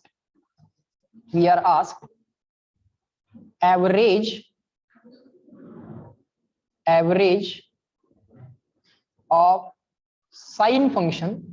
साइन फंक्शनचा ऍव्हरेज विचारले, कारण मला सांगा हा I0 जो आहे तो ऍज इट इज राहणार आहे. I0 चेंज होतोय का? Maximum value of current change होतीये का? नाही, ती चेंज होत नाहीये. बेसिकली कोण चेंज व्हायला लागलंय? साइन ओमेगा टी चेंज व्हायला लागलाय. कोण चेंज व्हायला लागलाय? साइन ओमेगा टी चेंज व्हायला लागलाय. लक्षात घ्या. सो तुम्हाला बेसिकली साइन ओमेगा टीचं ऍव्हरेज विचारलंय, याचं ऍव्हरेज काढा, त्यांना I0 ला मल्टिप्लाय करा, विषय संपतो. कळते का? तुम्हाला I ची ऍव्हरेज व्हॅल्यू पाहिजे आहे. I कुणामुळे चेंज व्हायला लागलाय? I0 मुळे चेंज व्हायला लागलाय की साइन ओमेगा टी मुळे? साइन ओमेगा टी मुळे. तुम्ही साइन ओमेगा टी ची ऍव्हरेज व्हॅल्यू काढा किंवा साइन थिटाची ऍव्हरेज व्हॅल्यू काढा over one cycle we are asked average value of sine omega t. काही लोक ओमेगा टीच्या ऐवजी थिटा वापरतील. त्यांनी जर इथं टाइम लिहायच्या ऐवजी ओमेगा इंटू टाइम लिहिलं म्हणजे अँगलच्या व्हॅल्यूज लिहाव्या लागतील 0, π/2, पाय, 3π/2 आणि 2π. इथं बघायचं काय लिहिलंय, टाइम लिहिलाय की ओमेगा टी लिहिलाय. ओमेगा टी म्हणजे अँगल. आता टाइम लिहिलाय म्हणून मी कॅपिटल टीच्या व्हॅल्यू लिहिल्यात आणि इथं जर मी ओमेगा टी म्हटलं तर इथं तुम्हाला अँगलच्या व्हॅल्यूज लिहाव्या लागतील 0, π/2. अलग लक्षात 0, π/2, पाय, 3π/2 आणि 2π. We are asked average of sine omega T over one cycle. मला सांगा यातल्या प्रत्येक व्हॅल्यूची आपण ऍडिशन केली असती आणि divide by total number of values जर केल्या असत्या तर उत्तर 0 आलं असतं की नसतं. यातल्या प्रत्येक पॉझिटिव्ह व्हॅल्यूसाठी इथे एक निगेटिव्ह व्हॅल्यू आहे की नाही आमच्याकडं. यातल्या प्रत्येक पॉझिटिव्ह व्हॅल्यूसाठी इथे निगेटिव्ह व्हॅल्यू आहे की नाही आमच्याकडं. यातल्या प्रत्येक पॉझिटिव्ह व्हॅल्यूसाठी इथे निगेटिव्ह व्हॅल्यू आहे की नाही आमच्याकडं. सो ह्या सगळ्या करंटच्या व्हॅल्यूज जर आम्ही ऍड केल्या असत्या ओव्हर वन सायकल तर सगळ्या करंटच्या व्हॅल्यूची ऍडिशन किती आली असती, 0 आली असती का. सो सगळ्या करंटच्या व्हॅल्यूची ऍडिशन 0 आली असती आणि let say there are n number of values. Answer किती आलं असतं, 0 आलं असतं. हे ओरली करता येते, समजतंय का. ग्राफिकली पण जायची गरज नाही. यातल्या प्रत्येक, मला सांगा ऍव्हरेज कसं काढतो आपण, करंटच्या सगळ्या व्हॅल्यूज, या पॉइंटला करस्पॉन्डिंग ही व्हॅल्यू, या पॉइंटला करस्पॉन्डिंग ही व्हॅल्यू. या पॉझिटिव्ह हाफ सायकल साठी करंटच्या व्हॅल्यूज काय आहेत, ह्या सगळ्या व्हॅल्यूज पॉझिटिव्ह व्हॅल्यूज आहेत. यातल्या प्रत्येक पॉइंट साठी for every point on this graph you have corresponding value but negative on this graph. या करंटच्या व्हॅल्यूज असतीलच का नाही. सो तुम्हाला प्रत्येक पॉझिटिव्ह व्हॅल्यू ऑफ करंट साठी, एका पॉझिटिव्ह व्हॅल्यू ऑफ करंट साठी इथे एक निगेटिव्ह व्हॅल्यू ऑफ करंट मिळणार. गोळा मिळणार की मिळणार नाही, येस नो मिळणार. मग त्या सगळ्या करंटच्या व्हॅल्यूची ऍडिशन किती येणार, 0. ऍडिशन अपॉन टोटल आहेत समजा n नंबर ऑफ व्हॅल्यूज आहेत, आन्सर किती आलं असतं, 0. सो लक्षात ठेवा साइन किंवा कॉस ग्राफ असेल आणि त्याची ऍव्हरेज व्हॅल्यू विचारली over one cycle, how many cycles, one cycle, over one cycle, तर ते ऍव्हरेज काय येतं, 0 येतं. That average comes to be equal to 0. So आता मॅथमॅटिकली प्रूव्ह करायचा प्रयत्न करूयात. बोला I average is equal to 1/T2 - T1. Values सांगा. 1/T2 - T1 integration from T1 to T2 y dx का i dt फॉर्म्युला लिहिला आपण, इज इक्वल टू, चला व्हॅल्यूज टाका. फायनल व्हॅल्यू ऑफ टाइम किती आहे, 2π/ω minus initial value of time किती आहे, हा तुमचा T2, हा तुमचा T1, कॅपिटल T आणि 0. कॅपिटल T ला 2π/ω लिहा, कॅपिटल T लिहित बसू नका, नंतर रिप्लेस करावं लागणारच आहे. 0 टू किती, 2π/ω बरोबर ना. 1/T2 - T1 integration from T1 to T2. हा T म्हणजे तुमचा 2π/ω. त्यातल्या प्रत्येक टीला रिप्लेस करून बघू शकता तुम्ही 2π ओमेगाच्या लँग्वेज मध्ये काय व्हॅल्यू येते. इथं काय येणार, इंटिग्रेशन I × dt. बरोबर. पुढे काय झालं बघा, हा 0 लिहायची गरज नाही, हा ओमेगा गेला वरती, 2π/ω रेसिप्रोकल ω/2π आला. Integration from 0 to 2π/ω, 0 to 2π/ω integration I dt. पण याचा अर्थ काय असणार, इंटिग्रेशन y dx म्हणजे इंटिग्रेशन I dt चा ग्राफ अर्थ काय असणार, एरिया अंडर कर्व. आता जॉमेट्रिकली जर विचार केला, हा total area under the curve काढताना हा जो काय एरिया येणार तो काय येणार, पॉझिटिव्ह येणार. आणि जेवढा हा एरिया पॉझिटिव्ह आहे तेवढाच हा एरिया काय आहे, निगेटिव्ह आहे. म्हणजे total area under the curve just by looking at the graph किती येऊ शकतोय, 0 येऊ शकतोय का. 0 to T पर्यंत करायचा आहे, म्हणजे हा पण एरिया प्लस हा पण एरिया, हा सगळा एरिया पॉझिटिव्ह येणार की निगेटिव्ह, पॉझिटिव्ह. आणि एक्झॅक्टली तेवढाच हा एरिया काय येणार आहे, निगेटिव्ह. सो हा सगळा एरिया मिळून काय झाला, 0 झाला. कारण इंटरवल 0 to t/2 ची दिली आहे का, नाही. इंटरवल काय दिली आहे, 0 to t ची दिली आहे. हा हाफ सायकलची इंटरवल दिली असती तर इथे एकतर पॉझिटिव्ह एरिया आला असता, किंवा या हाफ सायकलची इंटरवल दिली असती तर निगेटिव्ह एरिया आला असता. पण टोटल सायकल दिली आहे, बरोबर का. म्हणजे overall area under the curve किती येणार आहे हे ग्राफिकली बघून समजलं. किती समजलं, 0. मग याच्यावरनं आन्सर किती आलं, मग अशी ओरली केलं आपण, आन्सर 0 आलं. आता ग्राफिकली केलं, ग्राफिकली किती आलं आन्सर, 0 आलं. आलं म्हणजे करंटची ऑन अन ऍव्हरेज व्हॅल्यू किती होती, 0 होती, बरोबर का. आता आपण अल्जेब्रिकली पण करूया. आता काय करूया, अल्जेब्रिकली करूया. म्हणजे आता इथं एरिया अंडर दी कर्व हा जो काय मी काढणार तो ग्राफकडे जॉमेट्रीकडे बघून नाही काढणार. म्हणजे ट्रायंगल आहे का, मग पॉझिटिव्ह आहे का, निगेटिव्ह आहे का, असं बघून नाही काढणार. आता मी इथं करंटचं जे काय फंक्शन आहे, current is a function of time जे आहे ते लिहिणार. हे जे काही इक्वेशन आहे याला इक्वेशन 1 म्हणतो. हेच इक्वेशन परत एकदा लिहितो. So I average is equal to ω/2π integration of this. Next page. Up to this online people reply me in the chat box, clear and written. इथपर्यंत झालं का बघा. हेच आता ग्राफकडे न बघता करायचं आहे. म्हणजे ग्राफ ड्रॉच करायचा नाही आपण डायरेक्टली जे फंक्शन दिले ते फंक्शन आपण इथं पुट करणार.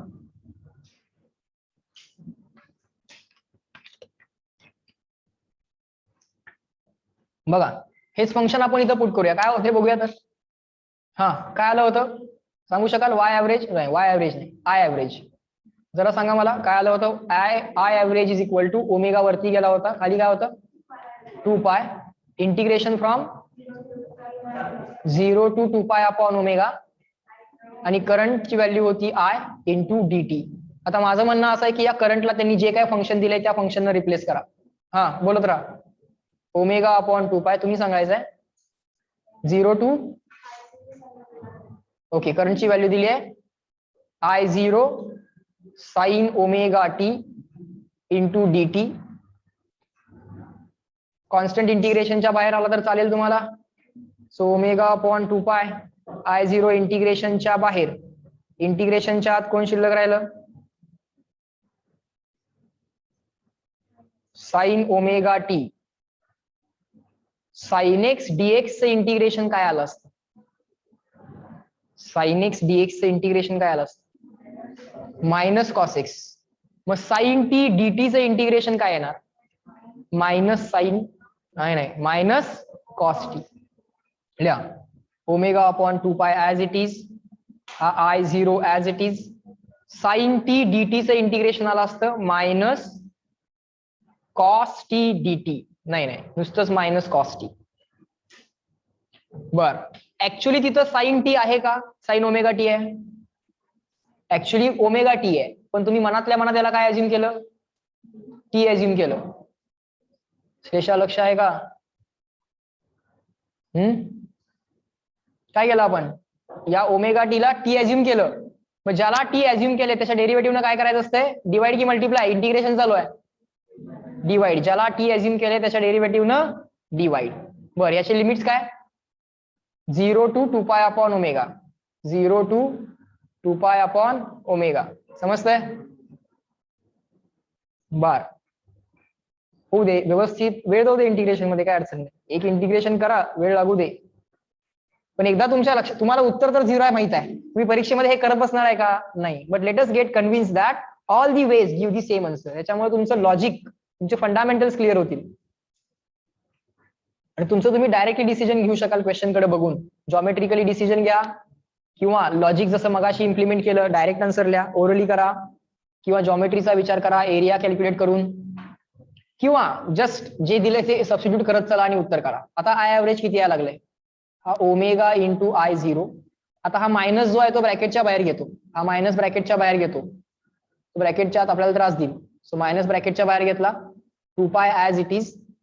हा d by d t of omega t, omega constant आहे डेरिव्हेटिव्हच्या बाहेर, टी ची derivative with respect to t 1 येणार, ओमेगा टी ची डेरिव्हेटिव्ह ओमेगा येणार आहे माहिती आहे ना, d by d t of omega t. बऱ्याच वेळा केलंय, ऑसिलेशन्स मध्ये केलंय. -1 हा या ब्रॅकेटच्या बाहेर घेतलाय. आता ब्रॅकेटच्या आत राहिलाय कॉस ओमेगा टी, आणि वळून त्याचे लिमिट्स काय आहेत, 0 टू टाइमची लिमिट्स आहेत 0 to 2 pi upon omega, 0 to capital T म्हणू नका, अल्टिमेटली कॅपिटल टीला तुम्हाला रिप्लेस करावं लागणारच आहे. मग हे मायनस ऍज इट इज ते यायला पाहिजे 0, मॅच व्हायलाच पाहिजे. Minus omega into I0 upon 2 पाय, खाली पण एक ओमेगा आहे, हा ओमेगा कॅन्सल केला तर चालेल इथंच, हा ओमेगा इथंच कॅन्सल करा, गेला ओमेगा. I0 अपॉन 2 पाय, हा अप्पर लिमिट टाका, जेव्हा लिमिट टाकताय तेव्हा जेव्हा अप्पर लिमिट लोअर लिमिट टाकताय तेव्हा मी सांगितले तुम्हाला, हा स्क्वेअर ब्रॅकेट जाईल आणि कर्ली ब्रॅकेट येईल. अप्पर लिमिट हा cos of omega into T ची व्हॅल्यू काय आहे 2 pi upon omega, upper limit टाकलं, मायनस लोअर लिमिट टाका, टी ची व्हॅल्यू 0 टाका,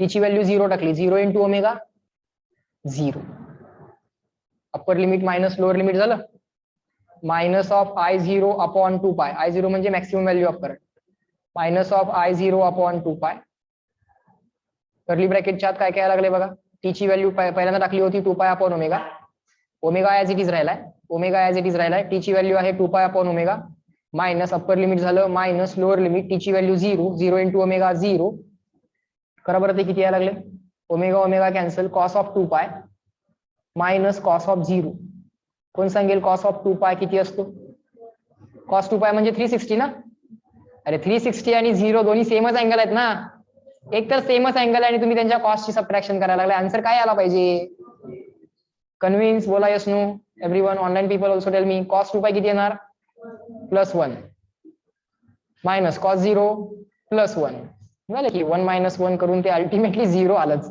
ते मॅच व्हायलाच पाहिजे तुमच्या लॉजिक बरोबर, हा नाहीतर मग पुस्तकात चुकीचं शिकवलंय असं होईल ना, जर मॅच नाही झालं, जे पुस्तकात बरोबर शिकवलंय, जर यातलं तर तुमचं मॅच नाही झालं तर कुठेतरी मग नक्कीच इंटिग्रेशन मध्ये चूक झालेली असते, बरोबर, ते मॅच व्हायलाच पाहिजे. सो साईनचं ऍव्हरेज ओव्हर 1 सायकल काय आलं, साईन फंक्शनचं ऍव्हरेज ओव्हर 1 सायकल किती आलं 0, साईन फंक्शनचं ऍव्हरेज ओव्हर 1 सायकल 0 आलं. Online people tell me up to this clear and written.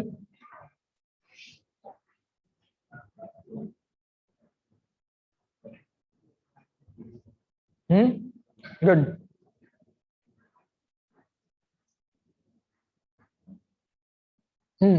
झालं का बघा, एव्हरीवन रिप्लाय, बाकीचे पण रिप्लाय करा.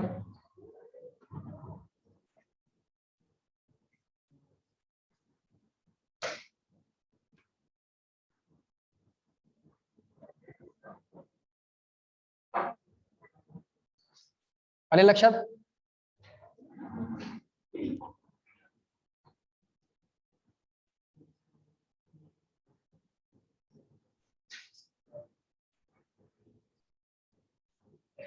बर.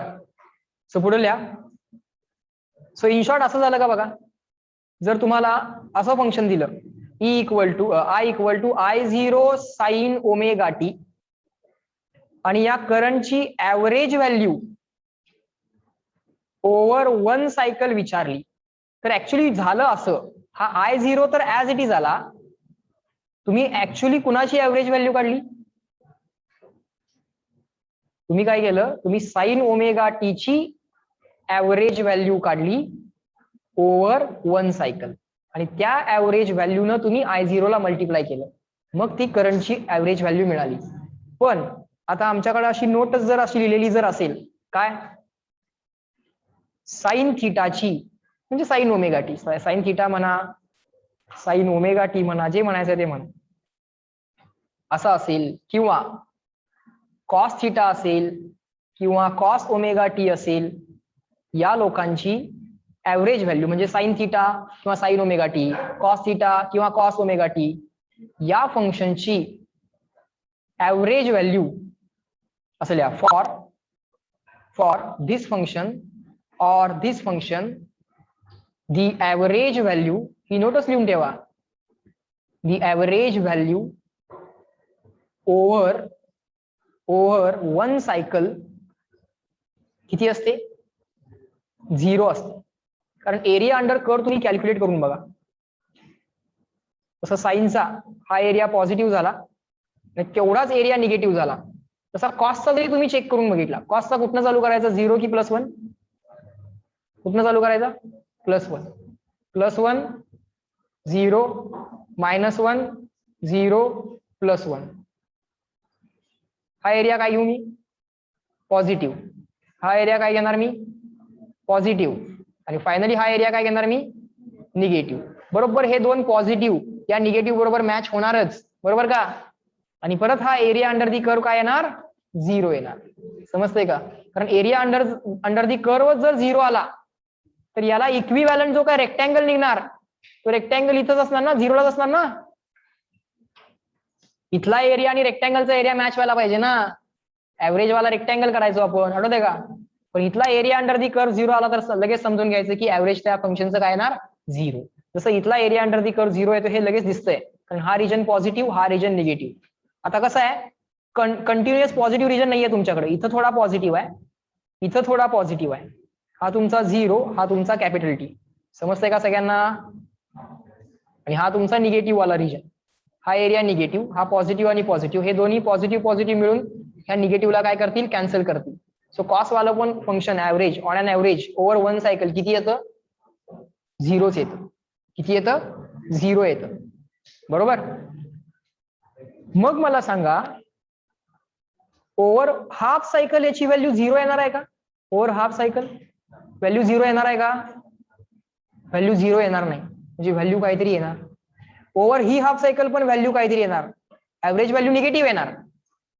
या हाफ सायकल साठी ऍव्हरेज व्हॅल्यू निगेटिव्ह येणार. या हाफ सायकल साठी ऍव्हरेज व्हॅल्यू पॉझिटिव्ह येणार. म्हणजे हाफ सायकलचे ऍव्हरेज 0 असत नाही, पण फुल सायकलचे ऍव्हरेज किती असते? 0 असते. हाफ सायकलचे ऍव्हरेज 0 असत नाही, पण फुल सायकलचे ऍव्हरेज 0 असतंय. मग हाफ सायकलचे ऍव्हरेज किती? कॅल्क्युलेट करूया. हाफ सायकलचे ऍव्हरेज कॅल्क्युलेट करूया का? लिहा पुढे क्वेश्चन. एक ऍडिशनल क्वेश्चन म्हणून घ्या.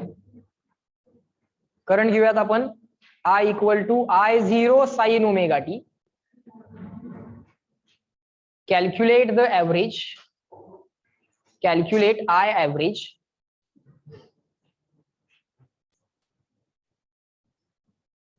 Calculate I average for half cycle. Half cycle. Half cycle. Time घेऊयात 0 पासून कॅपिटल T/2. 0 पासून कॅपिटल T/2. आणि हे साइन फंक्शन आहे. सोल्युशन ग्राफ ड्रॉ करूया पहिल्यांदा. 0 येणार नाही आहे उत्तर माहित आहे, किती येणार आहे ते माहित आहे का बघूया की. आणि ते पाठच करून टाकूया ना. मग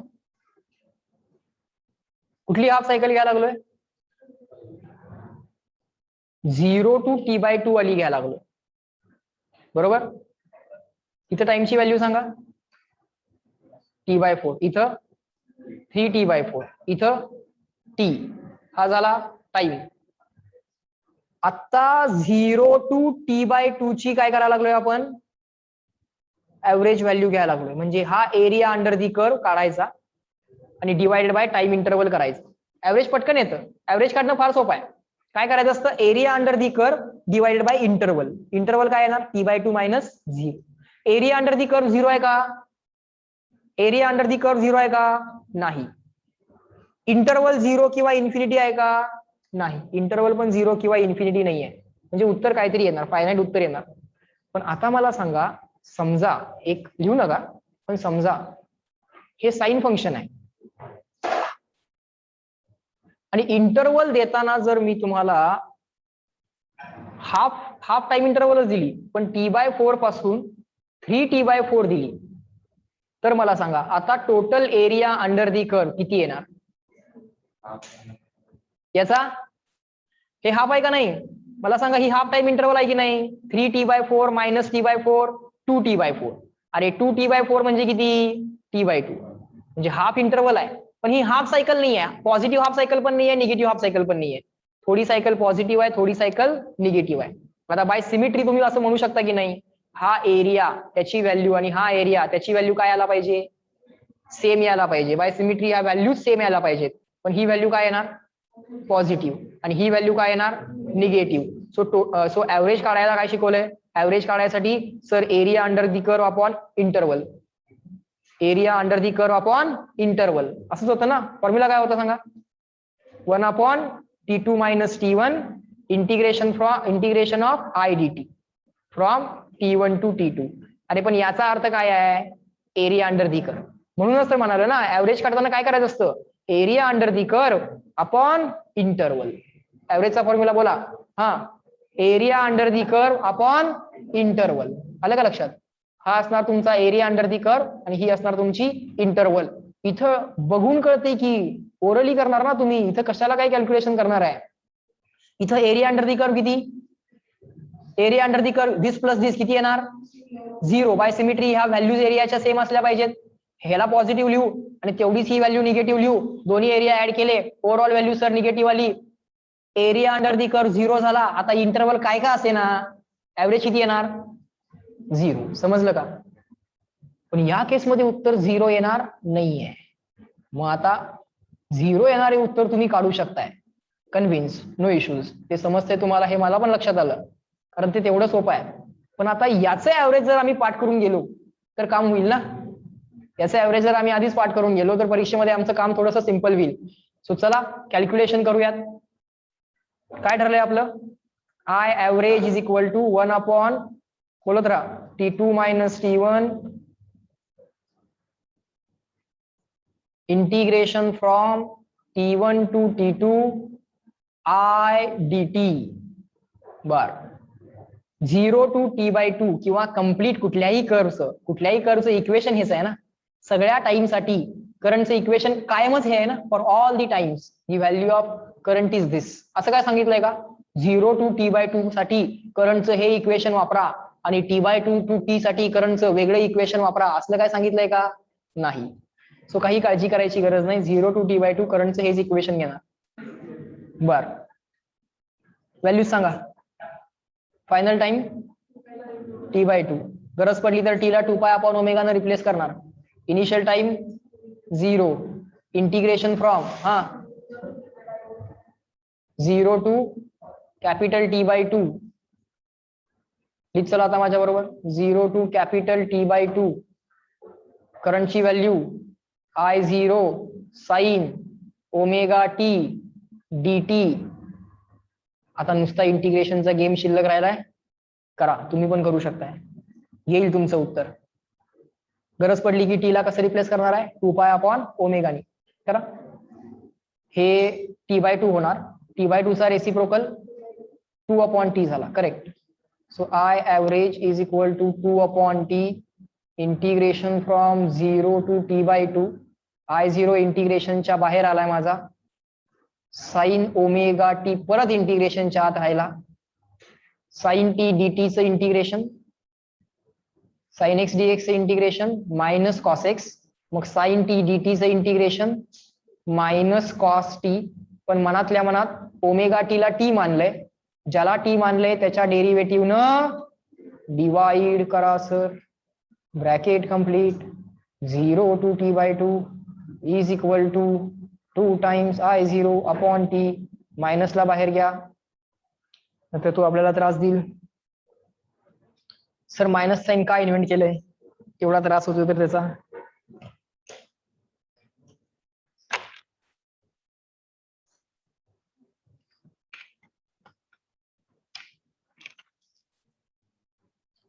ωt ची derivative with respect to t काय येणार ओमेगा. पाठ आहे ना. ωt ची derivative with respect to omega. T constant आहे डेरिव्हेटिव्हच्या बाहेर. ओमेगा आला डेरिव्हेटिव्हच्या बाहेर.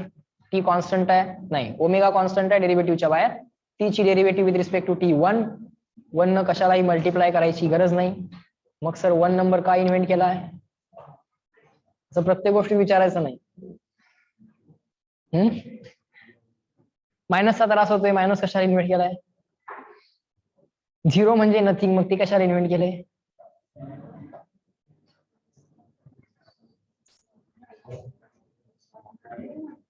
कॉस ωt आलं का तुमचं उत्तर. मी तुम्ही कॅल्क्युलेट करताय म्हणून थांबलोय. माझ्यासाठी थांबू नका तुम्ही. काय आलं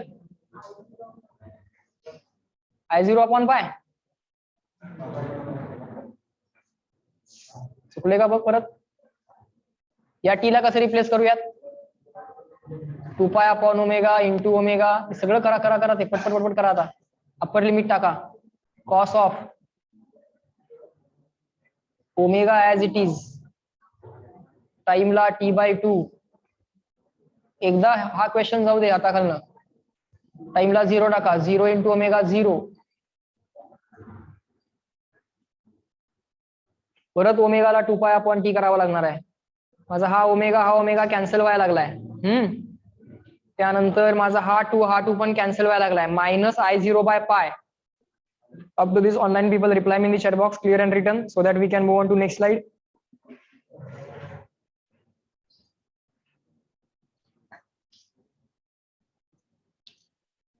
एकदा होऊ दे ते इंटिग्रेशन, लागू दे वेळ.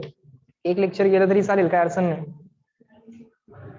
पण एवढं लक्षात घ्या, तुम्हाला साइन आणि साइन स्क्वेअर आणि कॉस आणि कॉस स्क्वेअर एवढ्याच लोकांचे इंटिग्रेशन करावे लागतात, बाकी कशाचे नाही.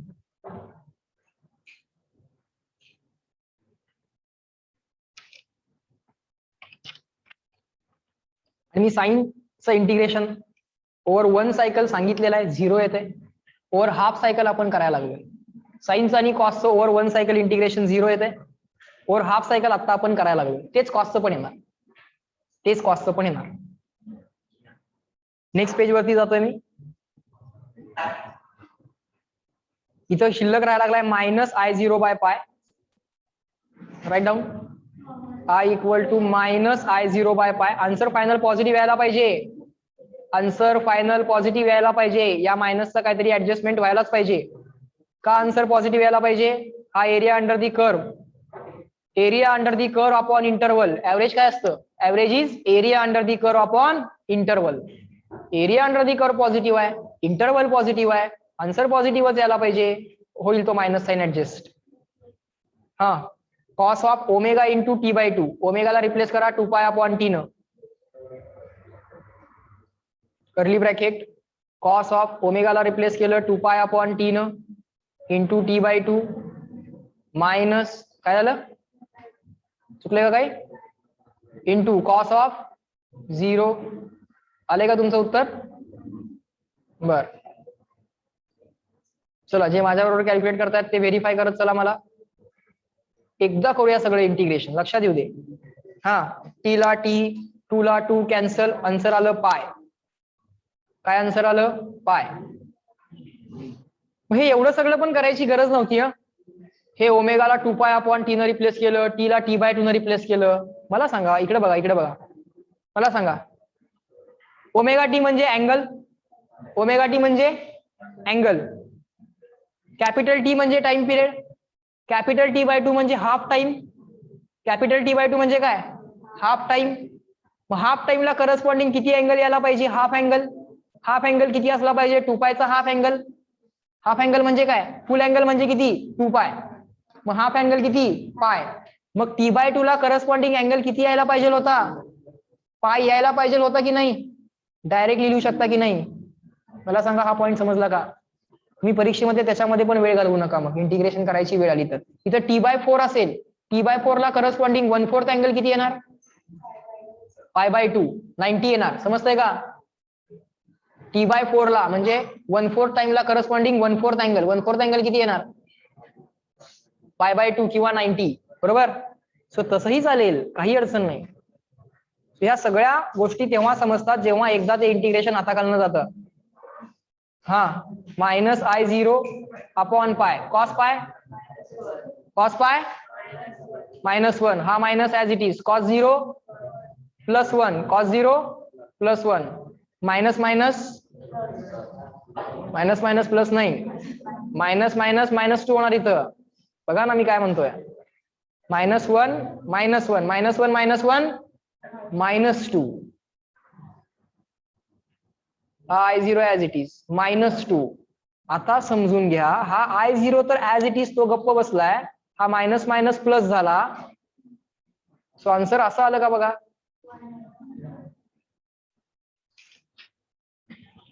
आपलं फंक्शन काय होतं? आपलं फंक्शन काय होतं? I इज इक्वल टू बोला I0 साइन ओमेगा टी. आपल्याला पाहिजे होती average value over half cycle, over half cycle. हा I0 तर कॉन्स्टंट आहे, कॉन्स्टंट तर ऍव्हरेजला काय त्रास देत नाही, तो ऍज इट इज. मग व्हेरिएबल कोण आहे? साइन ओमेगा टी व्हेरिएबल आहे. कोण व्हेरिएबल आहे? साइन ओमेगा टी किंवा साइन थिटा व्हेरिएबल आहे.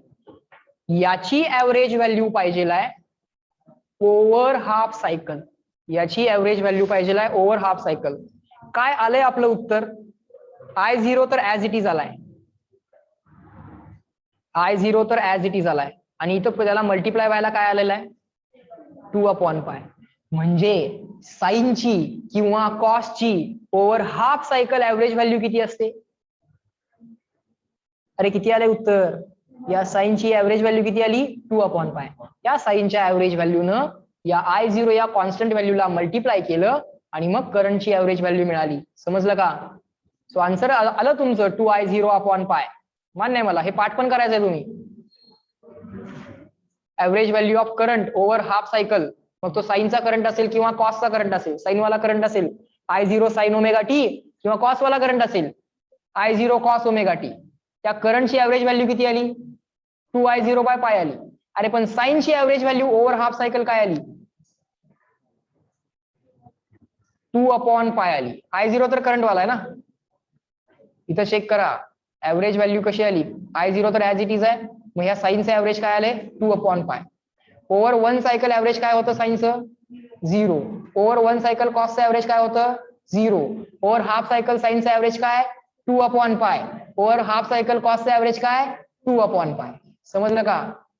हा, सो इथपर्यंत झाले. Online people reply in the chat box up to this clear and return. एक फायनल नोट लिहू, मग लगेच थांबू 1 मिनिटात. जा, झालेलंच आहे, जा, काय अडचण.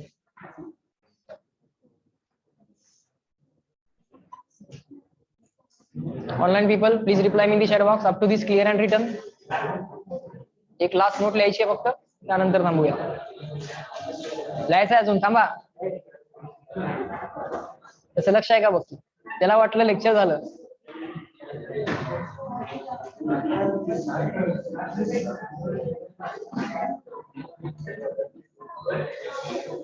गुड.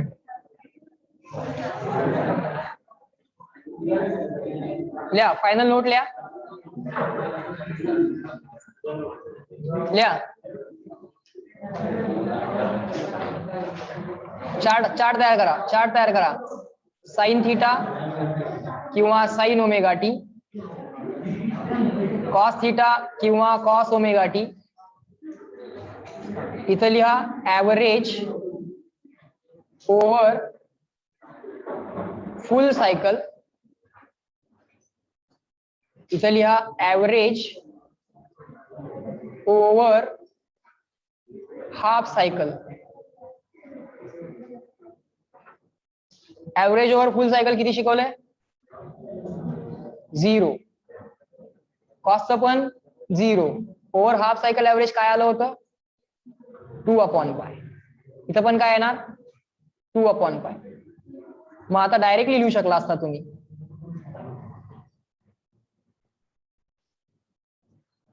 तुम्हाला जर या करंटची ऍव्हरेज व्हॅल्यू पाहिजे आहे over half cycle,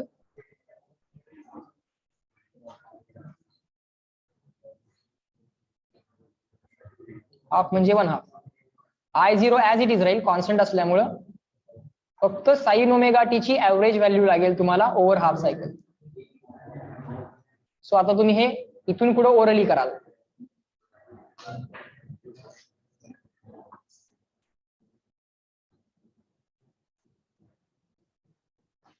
I0 as it is आणि साइनची average value over half cycle काय शिकवली आहे? 2/π. हा, मग ते नंतर रिअरेंज करा. 2I0/π किंवा 2Imax/π. I0 म्हणजे maximum current, maximum value of current. काही लोक 2Im/π असं लक्षात ठेवतात. मी तर त्याला 2I0/π असं लक्षात ठेवतोय. म्हणजे करंटला ट्रू आहे ते EMF ला पण ट्रू असेल, फक्त इथं E येणार आणि इथं E0 येणार. समजलं? ऍव्हरेजचा विषय आज क्लिअर झाला तुम्हाला? ऍव्हरेज हा विषय क्लिअर झाला. इंटिग्रेशन करून बघितले, दोन्ही इंटिग्रेशन करून बघितले आपण, दोन्हीच्या दोन्ही व्हेरीफाय पण केले. And we are now convinced that we are able to calculate the average value of any function. Okay, so guys in this lecture we will stop at this point. Remaining things in the next lecture. Chalo, bye bye everyone. Let me end the lecture at this point.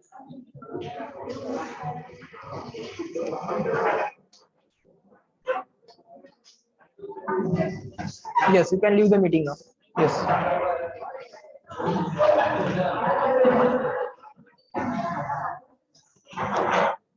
Online people कळले ना सगळ्यांना? Reply करा एकदा finally. कळले? Good. थांबूया. चलो bye. Yes, good day. Bye. EMI चा homework करा. EMI चा मॉड्यूल आणि बोर्ड होमवर्क करा आणि चेक पण करून घ्या. चलो बाय.